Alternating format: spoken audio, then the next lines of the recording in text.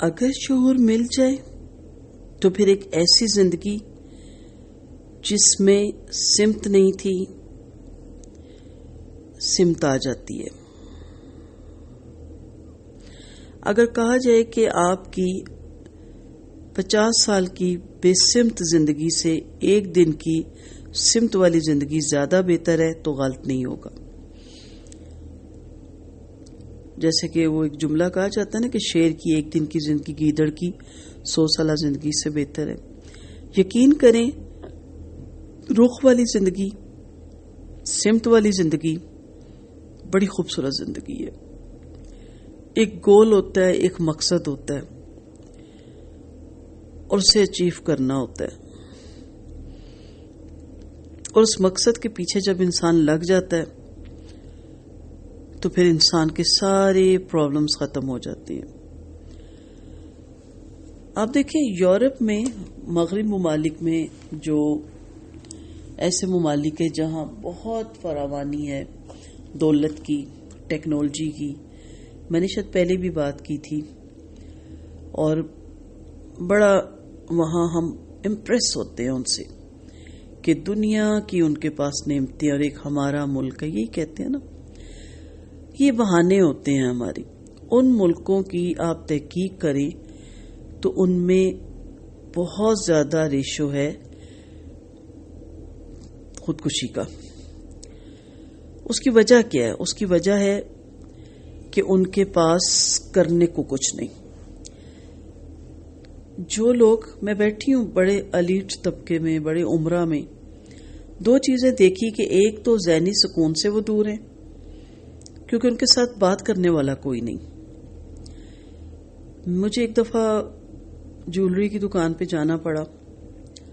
میں یہ واقعہ ہمیشہ یاد رکھتی ہوں اور سب کو سناتی ہوں. تو میرے ساتھ والی سیٹ میں ایک بہت امیر خاتون آئی. بہت، وہ نظر آ رہا تھا شیشے سے جس گاڑی سے وہ اتری ڈرائیور کے ساتھ. ایجڈ تھی اور آ کے بیٹھ گئی اور انہیں کہتی ہے ڈائمنڈ دکھائیں، کبھی کیا دکھائیں. اب پیسہ اس کے پاس ان لمیٹڈ تھا لیکن وہ ڈپریس تھی. ہم بھی کچھ دیکھ رہے تھے تو وہ ڈائمنڈ دیکھ رہی اور بس ایک ڈائمنڈ، یہ رنگ مجھے دے دیں، کتنے پیسے. آرام سے انہوں نے پیسوں کی گڈیاں نکالی، دک دی، لیکن وہ بہانے سے ہم سے بات کر رہی تھی. ہم ان سے کچھ بات کر رہے تھے تو جو دکاندار تھے تو ہم بھی پھر ان کو جواب دے رہے تھے، اور میں نے پھر بڑی تسلی سے، توجہ سے ان کی بات سنی، اور مجھے لگا کہ وہ چاہ رہی ہیں کہ مجھ سے کوئی بات کرے. پیسہ ان کے پاس بہت تھا لیکن ان کے ساتھ کوئی بات کرنے والا نہیں تھا. تو اس وقت میں نے، اور اس کے علاوہ بھی بہت، میں ایسے طبقے میں بیٹھتی ہوں، ڈپریشن بہت ہے، بات کرنے والا کوئی نہیں، ہوج قسم کے محلوں میں اکیلے بیٹھے ہوئے ہیں. اور سب سے بڑی چیز جو ان میں آ رہی ہے نا، آئی کیو لیول بہت کم ہوتا جا رہا ہے. وہ مکمل ہوتے ہیں، ایجوکیٹڈ ہوتے ہیں، سب ان کے پاس اسباب ہوتے ہیں لیکن وہ کام نہیں کر پاتے. اسی طرح میرے ایک جاننے والے ہیں، تو ان کا بچہ جب کچھ تھوڑا اپسٹ سا ہوا اور جب ان کی کاؤنسلنگ کرائی گئی تو کہا انہیں جاب دلوائیں. اب جاب کیا جی 35,000 45,000 کی، اور ان کے پاس ان لمیٹڈ دولت، 30-35,000 کی شاپنگ تو ان کے لیے کوئی مشکل ہی نہیں. کہا اس لیے کہ انہیں ایک سمت ملے، ایک رخ ملے. یہ وقت پہ اٹھیں، نہائیں، کپڑے پہنیں، چینج کریں، گاڑی نکالیں، وہاں جائیں، لوگوں سے ملیں، ان کے رویے برداشت کریں، ان میں بیٹھیں، ان سے اوپر جو بڑا لیڈر ہے، جو بھی آفس کا باس ہے، اس کی سنیں، کام مکمل کریں، مہینے بعد پے ملے، تاکہ یہ اپنے آپ کو مصروف رکھیں. تو انہیں پھر جاب کروانی پڑی. تو آئی کیو لیول کم ہو جاتا ہے انسان کا. آج بھی اور پچھلی تاریخ میں ایسا ہوا ہے کہ مصیبتوں میں پلنے والے لوگوں نے بڑے بڑے کام کیے. آپ دیکھ لیں کسی بھی لیڈر کی بات جب آپ اس کو پڑھیں تو اسے بڑے مشکلات سے وہ گزرا ہوتا ہے. اسی طرح جتنے بڑے بڑے دولت مند لوگ ہیں وہ سب غریب گھرانوں میں پیدا ہوئے اور پھر محنت کر کے ترقی حاصل کی، اور انہی کا نام ہے، اور انہوں نے ہی پھر معاشرے کو بھی کچھ دیا. جو جدی پشتی امیر ہیں ان میں ایک عجیب سی نسل پیدا ہو رہی ہے. میں نے ایک کتاب میں یہ بھی پڑھا کہ انہوں نے اپنے جائیداد ٹرسٹ کو دینی شروع کر دی اور بچوں کو واجبی سے دیا تاکہ یہ خود محنت کریں، کیونکہ ان میں زیادہ مینٹل بچے پیدا ہونے لگ گئے ہیں. بونے بھی پیدا ہونے لگ گئے ہیں، یعنی ذہنی بونے جسے کہیں، ذہن ان کے چھوٹے رہنے لگ گئے ہیں. یہ سب کیا ہے؟ انسانی تاریخ کے ہر دور میں ایسے مفکر پیدا ہوتے رہے ہیں جنہوں نے یہ کوشش کی کہ وہ آئیڈیل انسانی سماج بنائیں یا آئیڈیل ریاست قائم کرنے میں کامیاب ہو سکیں. ہر ایک اپنی تمام کوششوں کے باوجود صرف ایک معیاری سماج بنا سکا.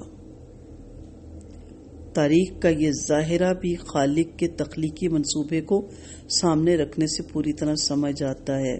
خالق نے موجودہ دنیا اس لیے نہیں بنائی کہ یہاں آئیڈیل سماج یا آئیڈیل ریاست قائم ہو. ایسا نہیں ہو سکتا. یہاں کوئی آئیڈیل سماج یا آئیڈیل ریاست قائم نہیں ہو سکتی. یہاں تو ہم نے جو اس نے وقت دیا اس کا استعمال کرنا ہے اور اپنی آخرت کو آئیڈیل بنانا ہے. تو اس لیے اگر سمجھ آ جائے، پیسے کمانے کی نہیں میں یہاں سمجھ کہہ رہی، شہرت حاصل کرنے کی نہیں، اپنے وجود کی، پھر بھیڑ چال نہیں ہم چلیں گے. آج کل کہتے ہیں کون سا کاروبار کریں جی، کس میں پیسہ زیادہ ہے؟ یہ کوسچن ہے کوئی؟ میری والدہ نے، سمپل سی خاتون تھی وہ، اللہ نے جنت الفردوس کے اعلیٰ درجے عطا کرے، تو مجھے کہتی ہیں کہ میں نے بیٹا ایک بات نوٹ کی ہے کہ آج کل صرف پیسہ پیسہ پیسہ کرتے ہیں. ہم نے تو اپنے دور میں یہ باتیں نہیں سنی تھی. رشتوں میں دیکھ لیں، کماتا کتنا ہے، بزنس کیا ہے، پیسہ کتنا ہے، اکاؤنٹس کتنے ہیں. یہ کیا شروع ہو گیا؟ سمت نہیں ہے، رخ کوئی نہیں ہے، کوئی ایم نہیں ہے، کوئی مقصد نہیں ہے. بس صبح گئے، جاب پہ گئے، واپس آ گئے، کچھ بھی نہیں ہے.